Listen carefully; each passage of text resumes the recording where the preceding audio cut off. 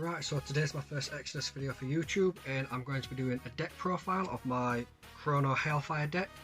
We will run through the deck and then I'll show you some of my preferred plays, and then you guys can leave a comment down in the description and let me know what you think. So for creatures, we play Eroder the Flickering Facade, Devourer of Dimensions, Hazardous Brigantine, 2 copies of Flashfire the Nebulous Haze,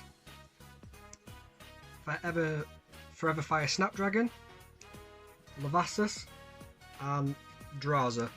And that is our 8 creature lineup. So onto our symmetries. We play 2 Eroder's Ascendants, 2 Crossfire Formulas,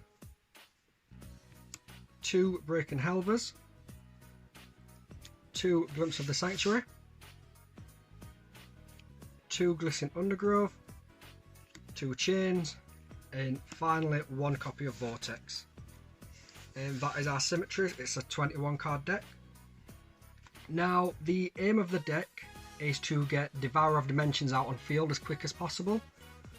So what we are trying to do is get 1 copy of Crossfire Formula and 1 copy of Eroder's Ascendance in hand, and then what we can do from there is we play Eroder's Ascendance, which puts our entire deck into the graveyard, and because of that it allows us to summon Eroder with Devourer on top of it, and as long as Devourer has a Chrono underneath it, it can pretty much negate anything.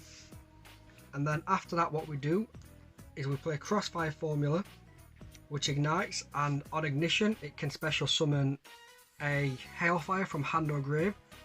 So because our entire deck's in the graveyard, we special summon Draza from grave, which comes in play ignited due to its own effect, and when it ignites it triggers Crossfire Formula. Crossfire Formula allows us to summon our Lavastus from grave, and when Lavastus is summoned, for each rarity among my cards in play I can add 1 Hailfire back to hand. So we have a rare, a secret rare, and an uncommon. So I can then add my 3 remaining Hailfires back to my hand. And then we can get Flashfire out, who generates an energy. We can get our second Flashfire out, who generates an energy. And then we can get Snapdragon out, who then comes in play ignited, because I can ignore the rarity due to Draza.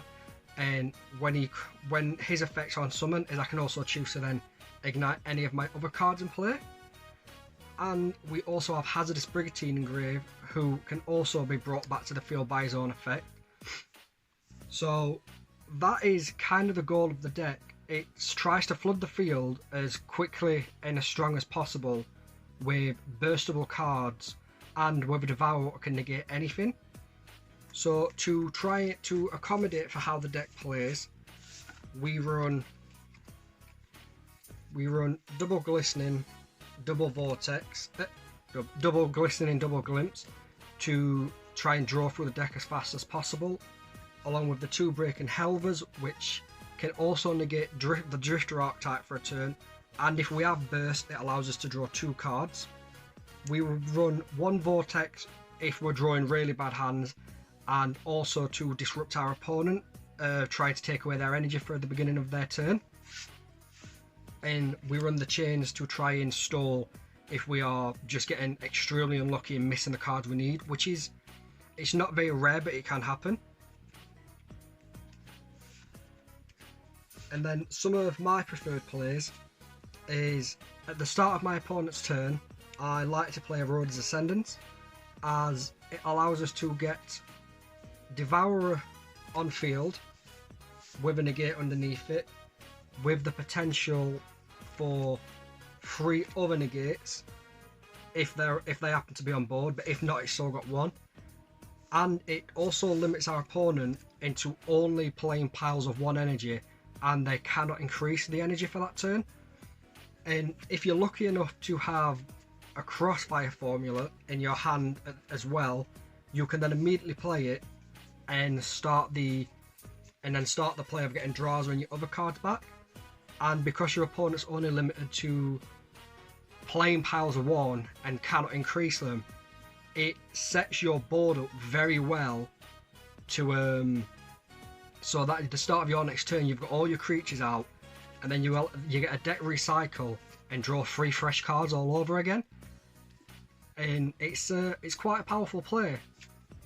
And that ideally is what the deck's trying to do. It's just trying to flood the field as fast as possible, while having Devour out to negate the cards your opponent may play or has in play.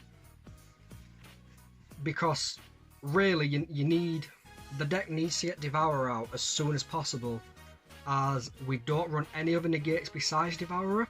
We run a few stall cards. So we run Brigantine, which can destroy energies on your opponent's field to slow them down. We run Vortex to make them discard their hand at the start of the turn and try not letting them get any energy for the turn. And we play Ascendance, which, if used defensively, can stop your opponent from playing anything bigger than a pile of 1, which is quite a good play if you're in a bad spot, but also a potentially good play in a good spot as well, because it sets you up to be in a better spot for the next turn. And then Change, just to prevent them from attacking, because once you've used all the road as a gates, you can't stop anything, you can't negate anything. So trying to stall so you can get back into a second copy of a Road as Ascendance to get everything set back up again is really what you need to do. Although in the good case scenarios, once you've got your Devourer and your Duraza with everything else out, you're in a good enough spot that you can do 10 damage that one turn. And Devourer is very good at board clearing if your opponent hasn't set up a massive board. But yeah, that's the deck. It's very fun. It's quite competitive. I've had quite a lot of success against everyone I've played with the deck. And it does what it needs to do. So thank you for watching, and leave a comment with your thoughts.